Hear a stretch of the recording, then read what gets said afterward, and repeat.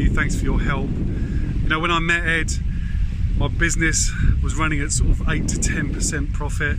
You know, I had people that weren't performing.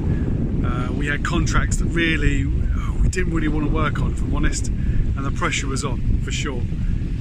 Since meeting Ed, I've had some personal coaching, and it's meant that the profit margin has gone from 8 to 10% to actually 90%. Let's see, what? 90%? That's nuts.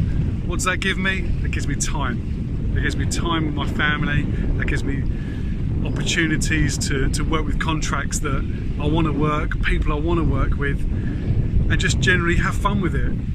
I just want to say, look, if you are thinking about taking Ed's advice, if you're thinking about joining any kind of program, just do it.